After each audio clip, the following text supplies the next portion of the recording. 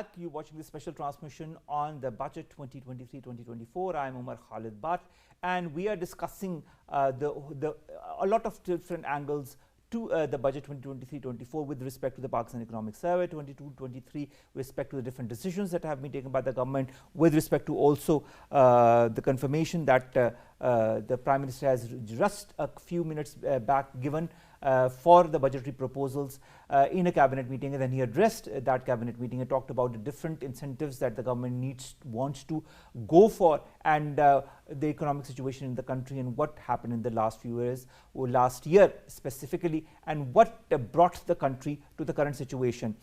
We've been joined in the studios by Dr. Shimal Daud Arain. He's an economist and president of the Rawalpindi Chamber of Commerce and Industry. He's in the studios with us. Online, we've been joined by two guests, Dr. Usman Chohan. He's a leading economist, and Mohammad Shaf Najib, who himself is an economist as well. Thank you very much to the both of you to have joined us. This is going to be interesting. Let's begin with you, Shimal. We were talking before the break, because this is a transmission that has been going on. We saw our Prime Minister talk about budget 2023-24. We talk about the different important aspects of that budget and what the government is emphasizing on. One of the sectors that he emphasized on was the IT sector. Yes. How important is it for our youth and also for nation building and our economy? Umar, obviously it is very promising as a sector, and also because in this region we have seen tremendous success across the border in India. There is a missed opportunity, so I think in these testing times it doesn't require a lot of energy. We already have the skill set. It just requires the sort of support and guidance from the government, and I think we hear that there's going to be specifically tax holiday or specifically budget within the budget provisions which would incentivize further growth in this sector. I just wanted to mention that I have played my role in different segments related to technology, and within the HEC I've seen personally a part of that team that looks or steers the Technology Development Fund. We've seen projects grow, and we've seen that these are the sorts of projects where innovative projects could be local products, local solutions, or it could be global problems and solutions for them. But these are the sorts of dividends which can bring in revenues for Pakistan, respect, and at the same time recognition. And I think that I'm in favor of not providing blanket subsidy to any sector, but having sort of hand-holding and having supervision, so that there is growth, but there is in such a way that it is not taken advantage of, but we see dividends where you're kind of like following up with the targets and indicators and so forth and so on. So we've seen in terms of the HEC Technology Development Fund, out of 200 180 plus projects where patents have been produced, they've started coming into solutions which are either saving in terms of import substitution, where instead of relying on expensive imports, we are looking for alternates or components that can be manufactured in Pakistan. That is the sort of approach I think within IT and related technology-based solutions, where I think that can really go a long way, where we are trying to conserve our expensive currency. I think that definitely is going to be a welcome for the budget. All right. Let's come to our two guests who are waiting for us patiently online. Let's begin with Usman Chohan. Usman, thank you very much to have joined us. Usman, 14 trillion rupees budget that is going to be announced very shortly.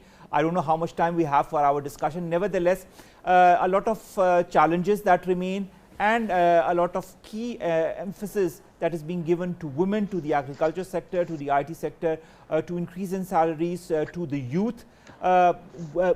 How important is this budget as a layman, as an economist, for the people of Pakistan under the current circumstances? Thank you. It's a very important document in terms of what our next year will look like. The past year has been a difficult one for much of the world, not just us. And if our budget is to reflect an optimism, it will be in the fact that we are trying to address specific sectors to jumpstart what has been a very difficult post-COVID year, as you and I keep talking about. So the areas that the government is prioritizing are ones that seem very quick fix, like let's get started on the fast stuff. But you know what? Our economy as a whole needs a comprehensive overhaul in terms of improving every single sector. The budget here doesn't look at everything adequately, so I would have, for example, wanted us to look at all sectors rather than expecting specific sectors to be able to revive as fast. There's a difference of opinion on that, that's all.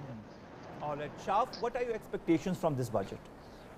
Uh, well, Umar, as you said that this is going to be a 14 trillion budget, and if I have heard correct, the development budget has been set at over 1 trillion. So I think the major concern and the major thing that I'd be looking at is how the government is going to manage its deficit and what deficit is it expecting. And I think that is going to be very important with regards to the deal with the IMF after the budget and then financing support from all the other countries. So I think we managed to curtail some of the budget deficit as well as the primary deficit was changed into the primary surplus in this running financial year. So I think it's very important how we are going to sustain that. And that's something what I'm going to look forward to, how they're looking to manage that financing gap in this coming budget. All right, Usman, a lot of talks are being made as far as, increasing the tax net is concerned. It is being said that there is a proposal of imposing new taxes in this current budget as well. How important is the taxation for a country like Pakistan? You know, it's extremely important, and the fact that the government is putting emphasis on it is very good. The thing is, we have focused for a long, long time, for decades upon the tax depth rather than the tax breadth. So the proposals that the government is doing also scare somebody who's a tax expert, and I wouldn't claim to be a tax expert, but it scares them in the sense that it's more depth. So it squeezes existing things much more. Even if you add new taxes, the target areas tend to be generally the same ones that were previously targeted. And tax breadth is what we're missing right now. And I would like us to all have that tax effort, that contributory sentiment, because that will make it easier for everybody to play their part and make budgets more realistic and achievable as well. All right, Shaf, how important will be the role of creditors in the coming months and in the year that follows? We've had our Prime Minister, Mr. Shehbaz Sharif, while approving the budgetary proposals, saying that he has had a conversation with the IMF head and that he's looking forward to the EFF facility being provided to Pakistan by the end of the month. How important is the relationship that we have with the IMF under the current circumstances and in the light of the budget that is going to be presented as well? I think it's very important how things are going forward with the IMF, and the Prime Minister's statement right now after the cabinet session was important regarding that. So I think even the IMF would be listening this budget very carefully, because I think they would be looking at how this budget, is in line with whatever we want to achieve in the coming year regarding our financing assurances from IMF and other as well. And I think that, adding on to what Dr. Usman just talked about, I think in our quest to increase revenue, we should not just look to increase the tax base, but I think we should also look towards exploring non-tax revenues. Like, as for instance, there are over 1.4 trillion government housing assets that are underutilized. There's a lot of government land and debt capital that's underutilized, and I think that's something in these difficult circumstances the government must look to explore in this upcoming budget and this upcoming financial year, so that without adding on any further tax burden onto the existing taxpayer, it is able to increase its revenues, which is something which will send a very positive message towards the creditors as well, to show that the government is looking not just to increase its revenues and reduce deficit, but also to come up with new ways in which to manage economy and to increase revenues while also providing greater opportunity for economic activity. Shemail, let's come to you, and I'd like to understand the whole aspect of subsidies as far as the budget is concerned, and of course our economy is concerned. How important is the removal or not of the subsidies as far as Pakistan's economic outlook is concerned and the future of strengthening Pakistan's economy is concerned, and also giving the budgetary proposals and the budget into consideration? So for the first and foremost thing to understand is that if subsidy was given to a sector which was giving productivity, then it would make sense. So for example, in the past we've seen that subsidy was given to exporters, focused on textiles, or let's say if the government allows in budget, for example, to the IT or anything. So anything that is increasing our exports or increasing our productivity makes sense. But if subsidy is being passed to any segment of society which is just consuming, that means there is no productivity or nothing to add to our reserves. That is where there is a difference of opinion when it comes to IMF or when it comes to the creditors, where they say that you should not be passing, this expensive, debt, and you should not be wasting this, or so forth and so on. So, and that means that increases our expenditures, but it does not increase our revenue. So subsidy is definitely detrimental for the fiscal deficit. It's definitely not recommended, and I think the government has gradually started to take back its space. Having said that, because the public and at large for decades was used to a lot of these subsidies, when they are removed, it increases their cost of living, it increases the inflation, and puts pressure on their income. So having said that, as this is going to be a difficult time, I think with the trend that there has been, the government is going to make sure right now, because they are sharing the budget with IMF, I think there is going to be a similar trend where subsidies will not be encouraged or will further be reduced or removed if there remains any segment which has been overlooked. All right, the next question is to all three of the guests, beginning with you, Usman. The government is forecasting a positive economic outlook for next year, growth target of 3.5%. How achievable is it? It's achievable for two reasons. One is that we are starting from a base year that has been a bad one, so it will look better naturally. It's possible in that sense. Second, our population is growing at 2 to 3% per year. I mean, the simple fact is that economic activity by its very nature, even if it's unregulated, even if it's not at its optimum, is still happening. So 3% is not too high, and if you look at it in per capita terms, if your population grows at 3% and your economy goes at 3%, then your per capita GDP grew at 0. So I would actually want our growth figures to be much, much higher to be able to absorb the sort of population cohorts that come in. 250 million people growing at 3% means you're adding 75 lakh people per year. So the challenge is very, very daunting, and we tend to look at it from quarter to quarter, but we have to look at it from generation to generation. Okay, Shaf, what's your take on that?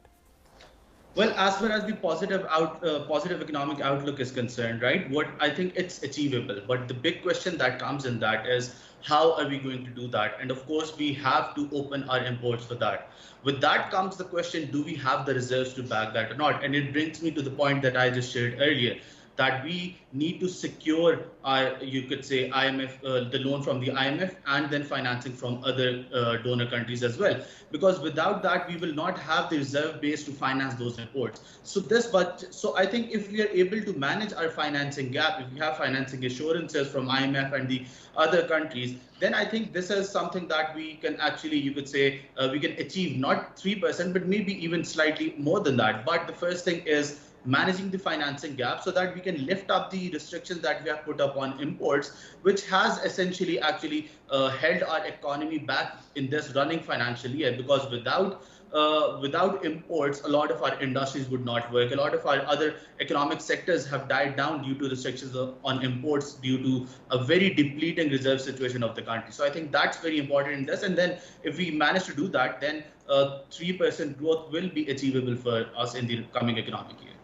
All right, I'll have to come to the current account deficit and the import curtailing, but in the next phase. Here, Shimal, do you agree or disagree with Usman and Shah? I think they're right on the spot as far as I think there's going to be 3.5% is going to be achievable. The issue is not about growth. We can achieve even a higher growth.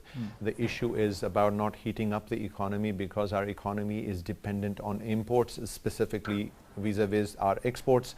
Our consumption is also a lot of our things that we consume. We are one of the highest consumers per capita in terms of edible oil. So a lot of things are imported. So we have to make sure that our growth is such that it is the sweet mix. And I think 3.5% is kind of in the middle. And I think it's going to be achievable. The question is that within this, does the import compression would that continuously be maintained, and would that continuously lead to, because there was a reduction in terms of our exports, can we still manage to jack up our exports and manage this 3.5% growth? All right, my next question concerns the current account deficit, the compression of the imports, and decrease in dependence as far as outside revenues are concerned or external sources are concerned. How can we move around while maintaining a certain equilibrium as far as our current economic situation is concerned, so that we can go forward with a positive outlook in the current fiscal year? I'll begin with you, Usman. Thank you. I agree with both of my colleagues. The import paradigm is very, very important to drive exports as well as growth, and it shouldn't be consumption driven. That's the first point. I would add that you have to indigenize your value chains, because a lot of the things that we add into the supply chain going to the end product which we export has a foreign component, and it isn't necessary. There is adequate natural and labor endowments here to have a lot of things done here. And then you export that, and that will give you more of a clean capture of the final value of the goods that you produce or the services that you deliver. So indigenization is a big part of it, but it requires hard work, and we have been quite lazy with that. Laziness means that it's easier to grab something from abroad, and it's harder to do things at home, but it is worth it to do things at home economically. Oh, let's Shaf. Well, I think, Umar, in this financial year, we missed a lot of our targets, and we did not miss them by just a very small number. We missed them by a mile. But I think something that we achieved this year as per the targets was reducing our primary deficit and changing into even if a small surplus, and then of course reducing our fiscal deficit in that as well, and that has been possible to an extent due to the reduction in our current account balance as well. But we have to realize that once we start opening up our imports, that can make this all go back as well, right? So for that, it's very important that we start producing more to be able to export more. But I think in this context, as Dr. Usman talked, we have to sort of stop looking at milestones in a single year's context. We have to look at how we plan on achieving over the next 5 to 10 years, and then plan our yearly economic goals as per that. So when we're talking about exports, it's not going to happen overnight because we have a great productivity problem, but it has to start today. And when we're talking about increasing our productivity, it's all making our exports more feasible to reduce our current account balance, current account deficit. We must realize the problems of our energy sector that actually increase the cost of production of our products as well, and hence make them, whatever we might be producing, unfeasible for that. So I think it's very important that we set 5 to 10 year goals, economic goals, and then in achieving that, we set yearly milestones. So maybe over the next, let's say 1 or 2 years, if we want to increase our industrial growth, we want to increase our large scale manufacturing, which this year decreased by over 8%. So we need to grow, we need our large scale manufacturing to grow. So of course that will initially have a negative impact on our imports through increased machinery imports and all. But if we look at in context of maybe let's say over the next 3 to 5 years, then we'll start to realize that yes, that is giving us the benefits that we look for. So budget, it's more of an accounting exercise, much less of an economic exercise. The economic exercise comes before that, and of course it gives the signals about what we want to do in our economic policies in the coming year. So I think the focus of our economic policies must shift from 1 year to a long-term policies, and then achieving those milestones that we set for ourselves each year, and then we can have a consistent decrease in our current account balance as well, in our fiscal deficits as well. All right, Shimal, what's your take on all of this? Well, building upon what he said, I think I would go even further, that the milestones need to be set on a quarterly basis. So you look into the future and then you work backwards, and then you set those milestones. And I want to hone upon that, typically in the budget, obviously macroeconomically, a lot of those targets are set, but we are always missing the micro level working details or execution. So I think if the government is really serious to take us out of this ditch, they have to really focus on working at the micro level, hand holding, as I mentioned before, and then focusing and building upon that. The value chains, I totally agree with that point. A lot of the products can be manufactured here. We have the skill, we have the it's a lot of things don't require high-tech, industry, but it's just the awareness and sort of working together. What that means is that the Ministry of Commerce and the Ministry of Finance and a lot of those industry people need to get out of their offices and actually really work very closely with these industries and give them set targets and make them work. That is a sort of approach which we will start getting results that we want to save and have our productivity and create products that will then be able to trade across in the regional level. All right. Productivity, targets, long-term goals, short-term goals. What happens usually is that governments change and all the policies economically or otherwise that had been brought forward by the previous government are more or less put aside to bring in new policies, and thus there is an impetus, there is a certain full stop or a pause to all the long-term goals that any government can put forward for the betterment of the society. Does that need to change? Usman? It absolutely needs to change, and it is not just an economic paradigm, it is actually a cultural paradigm. It's a value systems thing. Because in a society that is productive, it's from the top all the way down that people do things, they do things well. This is to say that even janitorial services type work will be done with a sense of strong work ethic, all the way up to large scale, high tech, whatever, semiconductor style manufacturing will be done with a strong, robust work ethic, with a sense of efficiency, with a sense of purpose. So I think it is a cultural problem, and for that to transform, you actually need positive role models to be more visible. They are there. They have to be more visible. Other people should wish to have that mimetic imitation of that strong work ethic, and it spreads across society. And the idea of the colonial mindset, which still is a virus that many societies still live with 100 years after colonialism, of just sitting around on a desk and just telling others what to do and they don't do it, that parasite has to be removed towards a dynamic and competitive society driven by a strong work ethic. This is not our problem, this is across the world, but it is particularly marked in a society like ours, this cultural problem. So what I mean to ask is, do we need to have long-term policies also that need to be sustained and maintained by all consecutive governments, policies that are for the betterment of the society? Absolutely. So policy consistency is, as you correctly identified as well, earlier as well, is a serious issue with us in the sense that we always start from the drawing board every single time, whereas other societies set these targets and they keep them for a generation. They have a vision 20x, 2100 or so on.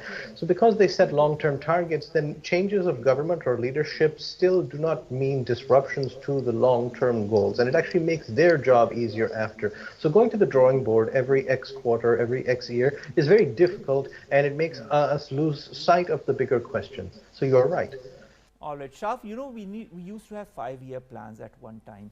5-year brilliant plans that were adopted by countries such as the Republic of Korea, South Korea, and they have really gone up the charts of the world economy because of the 5-year plans that we made.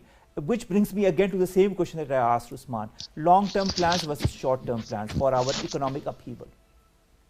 Well, Umar, it's very unfortunate for us here in Pakistan that political changes bring about some sort of policy changes as well, and it's not just slight changes. We're talking about massive policies changes which actually stop anything that was started by the previous government, and it is not something restricted to just one political party or just one government.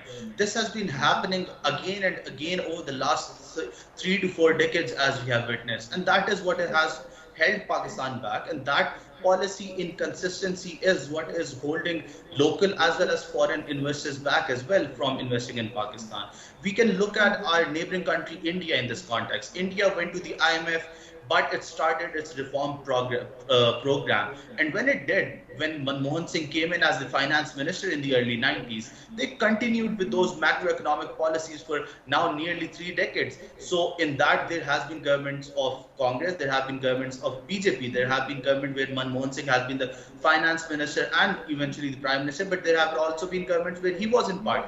But the reform process that he started there, that reform process was not reversed back by any subsequent governments. Instead, they further built upon that. And right now we can see how on a macro level, despite all of its micro level issues, whether it's talking about human rights violations against Muslims or maybe the violations that's doing in Kashmir or other societal issues, on a macro level, it has achieved the stability that it is one of the desired destinations for a lot of investors in the coming years. So it might even be challenging China as the world's leading market. So Pakistan can learn and Pakistan must learn from that. Political changes must not equate to policy changes. We have seen in Great Britain very recently after the Brexit referendum, they have had very frequent prime minister changes, but that has not made any impact on their policies because the policies have continued the way they should have. And in that, I would say the role of the parliament becomes very important. The parliament needs to keep a check on policies. That is where the policy must be derived from and driven from. But unfortunately, the role of parliament has been over the last couple of decades or even longer than that been very limited in Pakistan. And I think it's important that the parliament takes up its role to manage and monitor the policy and its implementation so that even with political changes, there aren't any major policy changes that could hurt our macroeconomic stability and macroeconomic progress. All right, Shimal, what's your take on all of this, long term versus short term? Well, I think that as we've seen that there has been maturing though over the years where political parties have set forth manifestos and they've started at least writing those objectives. I think now it's time that the public also starts looking at criteria and look at outcomes, outputs, and hold them accountable, hold the leadership of any political party accountable that they have to perform. Obviously, as I mentioned before, that all of these issues are strategic, they're existential, and now it's no more a joke where you could just dismantle projects without merit. So there should be a system in place where any project, if it needs to be discarded or dismantled, there should be demerits and they need to be discussed in a public hearing.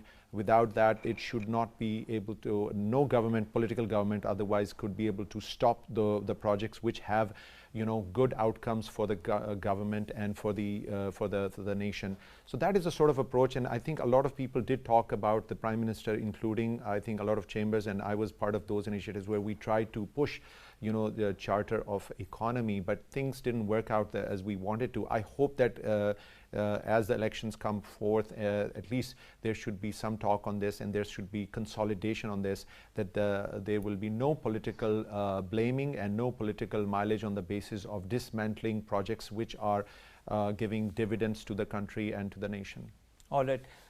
Consolidation, I think, is a very important word, and I think that needs to be put into different context, and I hope everybody who is listening, whether they be from the economic or the political world, understand the importance of it in the current situation that Pakistan is facing. The fiscal deficit target has more or less been set at 7.7% of the GDP. How can we address fiscal deficit and expand our tax net? Usman.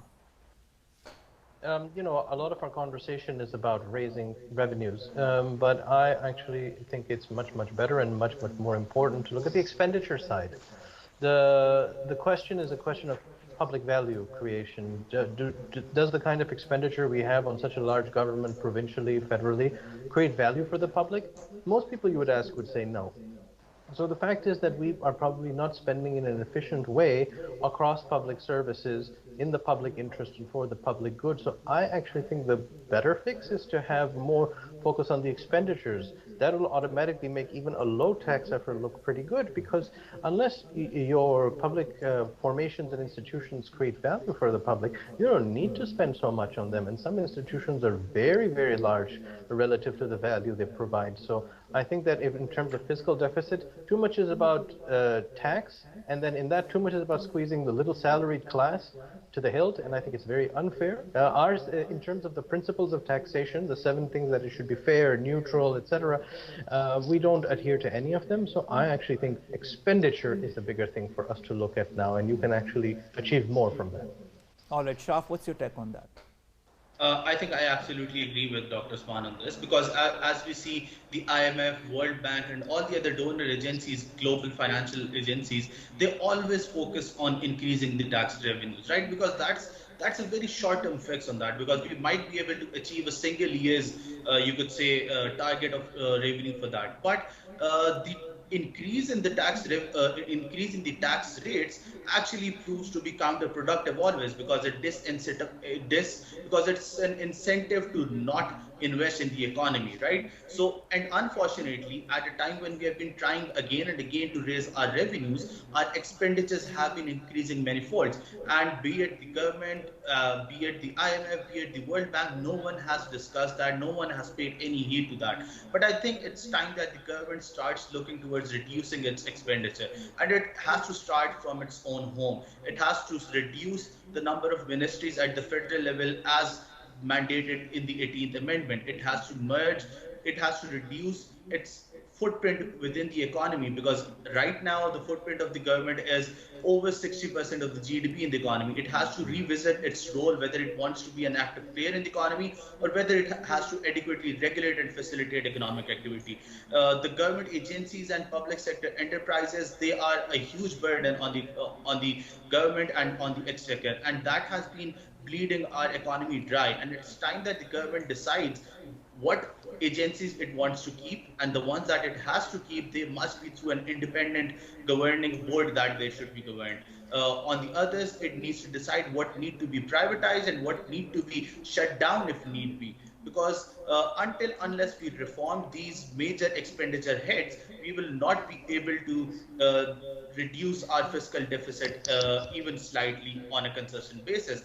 And then further, the major issue is the pension reforms, of course, because we have a large government size and we might be giving them very good salaries right now, but that is a liability for the future as well. So the pension must be fully funded and it must be contributory from here on. That is a reform that's very necessary because if we do not do that, if we do not bring in pension reforms as well, the government will not be left with much money to pay its or to pay its other dues in the coming years, because that's how extravagantly or exponentially the pension bill is increasing. So these are the areas that the government must look towards. And as Shumail has been talking about, revisiting the subsidies that we have given over 200 rupees, over 200 billion rupees to fertilizer, but that hasn't given us much benefit. We have been giving energy subsidy, but research suggests that that subsidy has been benefiting those more who have been using a lot of high energy units instead of those who have been using low. So our subsidies, they are not giving extending benefit to those who they are intended towards. So I think these are the areas that the government must look towards on an emergency basis so that it is able to reduce its expenditure, while it must also look towards reducing the regulatory sludge, as we call it, the number of permissions that you have to take to start any economic activity, make any investment, and also the time that it takes. For instance, if I want to invest in a high rise, there are 50 plus NOCs that I need to take. It takes me over 2 years to get those permissions. So in 2 years, we have seen how it takes just one small virus to, drastically change the entire economy of the world. What could happen in the 2 years is it could change the entire investment plan. Things that are feasible could go on to become unfeasible, or even with how the world is changing in today's world of IT, things might even become outdated in that time. So I think these are the areas that the government must immediately focus on an emergency basis if it wants to reduce its fiscal deficit, if it wants that the economic activity resumes and it booms in the coming years, and so that we reduce our dependency on the foreign sources in terms of loans and other aid, and we are able to, become the Asian tiger that we have always aimed for. All right, Shimail, what's your take on this whole I just want to conversation? pick up on one of the words that was used, regulatory sludge. It's a very interesting word. Our textiles, when they compete with Bangladesh, the lag time is in months. Where we get our imports, it takes a couple of months, whereas they are able to turn around those imports into exports within a month. So if there is a period of, or a lag of 3 to 4, 5 months, I mean, that is a sort of, regulatory sludge I want to mention that we need to really slice that off. And I totally agree. Now, how we're going to achieve that is very important. If the government sets a target that we want to reduce our footprint, let's say, in the next 5 years, 1% per year, in the next 10 years, let's say 10%. So instead of 60%, we come down to 50%. How is that going to be achieved? So we really need to converge, merge, and bring technology and get rid of the archaic, regulatory frameworks that are holding back our outputs. And people should be based, and they should be progressing through their careers based on performance, and not the typical old archaic ACR sort of system where you get in line and you are going to make your way anyway, even if you don't perform anything. So people should be able to raise up the ladder into their careers based on their performance and outcome. Until and unless you do that, there is no incentive for the bureaucracy or the machinery that really makes things happen. And that is why it is really, it's sagging down, and it is taking the country down with it. All right, my next question pertains to the Economic Survey 2022-2023, because of the fact that it talks about the issues that pertain to Pakistan's economy in the previous fiscal year, and this is more or less will be what the new budget will be based on to tackle those. The real GDP 0.29% in fiscal year 2023. GDP current market prices stood at 84,657.9 billion in fiscal year 2023, which shows a growth of 27.1% over the last year. Per capita income $1,568 compared to $1,765 last year. Investment to GDP ratio 13.6% in the fiscal year 2023 compared to 15.6% in fiscal year 2022.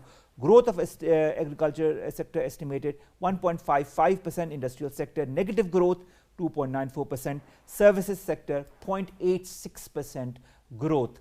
When you look at the growth in different sectors, what needs to be done in order to boost the growth where it hasn't much, where much hasn't happened, Usman? A lot of the factors that underpin this problem have already been covered in our rich discussion today, but it has to do with, for example, the imports not coming in. It has to do with the policy inconsistency. It has to do with the instability. It has to do with the prioritization of subsidies to unproductive sectors, the sludge, etc. There's quite a few things that you have to look at that explain what are ultimately condensed accounting figures. And yes, as was previously correctly mentioned, budgeting is an accounting exercise, more so than an economic exercise. And these numbers will be disputed. These numbers will be disputed by the foreign agencies as well as by local observers, because the fact is that we are a big economy. We are not as complex an economy as we should be, but the fact is we live in a data-loose society, so we don't actually ever know the full picture. But the fact is that to drive growth, you have to have the strong foundations. And of course, the international economic situation has had a very damaging effect for many countries.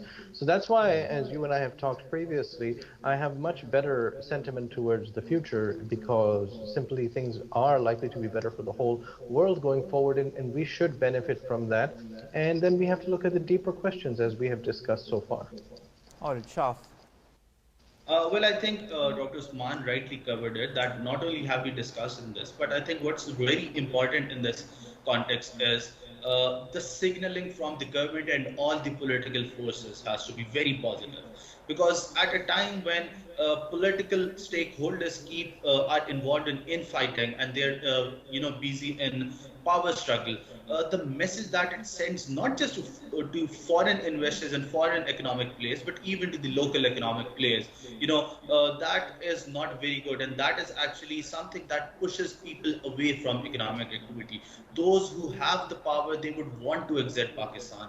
The overseas Pakistani who might be looking towards coming to Pakistan, investing here, they take a step back. They try to see out this political unstable situation. So I think it's very important that along with this budget in the coming months, the message from all political stakeholders has to be very positive. It has to be very pro-economy, and economy needs to be put at the forefront. Economy needs to be the focus of all of our discussions, of all of our policies in the coming months, because without that, the future for Pakistan would be very bleak. We haven't lost it all at this time. We are going through a very difficult time, but I must say that we have our future in our own hands, and we have to take a decision. Do we want to keep suffering like we have, or do we want to start a process of reform?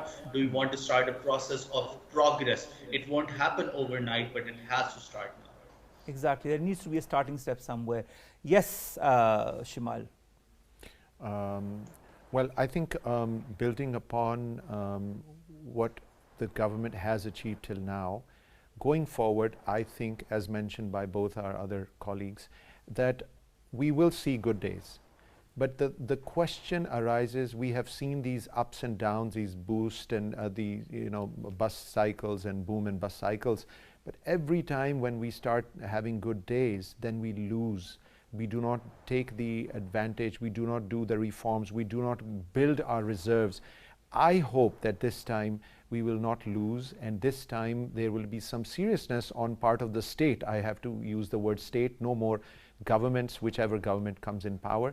We have to make sure that we build ourselves, we have a cushion which we can fall upon, or if need be, and build that sovereign fund which can help us overcome this. Now, for example, it was mentioned about the pension. Well, we know that different companies, even at the corporate sector, they build their reserves, and it is a requirement that they put aside a money, and it's fixed and so forth and so on. So on when they have to make sure that they have to take care of their liabilities in terms of payments to their employees, they make sure that their funds have been growing. Why doesn't the government do that? Why do they have to every time budget it? Why shouldn't it be fixed? Why shouldn't they put aside through those pension funds? A lot of the countries around the world do it in different 401ks, and different countries have different sovereign funds where they put aside this money, and they make sure that throughout the careers and lives of different people, they put aside, and the companies they work in or the organizations that work in put aside those funds, and then later on that acts as the fund which generates those pensions. We have EOBI, we have Social Security, but somehow we always find out about the different scandals. We never find out about how they have contributed to the exchequer, how they have contributed to the lives of people. We've never hear about positive stories about how people had been putting aside or working together throughout their lives, and later on that fund helped them overcome those difficulties. These are the sort of stories we need to build upon. All right. Next question concerns foreign direct investment, the remittances, and investor confidence that needs to be boosted. What measures need to be taken through this budget and post-budget? Starting with you, Usman. Thank you. I think, as Shah Najib Saab mentioned, the signaling has to be very, very strong, that economy is the foremost consideration, and that political infighting will not get in the way of good business. Even if people have disagreements, the fact is that the economy should be first and foremost the priority, and that investors will be protected, they will be respected, they will be allowed to do business without many hassles, and therefore everything will be all right for them. So with that state of mind, you don't even need FDI in the sense of foreigners doing direct investment. Your own local capital is very large, and that includes the overseas Pakistani. This will be the linchpin of any development story that Pakistan experiences over the next 100 years. All right, Shaf, we have to be very quick. We're very short of time. Shaf, what are your 2 cents on this? I think we first need to develop the local investors' confidence, because once that is restored, then that's how we can attract FDI, first through partnership between the local investors and the foreigners, and then direct investment from them as well. So I think the first key is investing in our local investor and building its confidence, so that once we have a stable investment opportunity, only then will foreign investors be attracted towards the country. All right, final comment. Well, I think the protection of the investor, and specifically from the judiciary, from the contracts, that has to be guaranteed, and there is no room for the sort of populist decisions we've seen in the past in terms of judicial populist decisions. They cannot be the hearsay. This needs to be led by serious investors. Will only come when they see that their rights are protected. All right. Thank you so very much to all three of my guests, Dr. Shmail Daud, economist, president of the Rawalpindi Chamber of Commerce and Industry, Dr. Usman Chohan, leading economist, another leading economist, Mohammad Shaf Najib. Thank you to all three of you to have joined us for this pre-budget debate and to have discussed different aspects of it, how to move forward, what needs to be done, what does not need to be done, what are the policies that we need to apply, what are the policies that we need to discard. A lot of that will be discussed in the days to come, but we are all the eyes currently are on the budget that is going to be presented in the parliament. Allah Hafiz.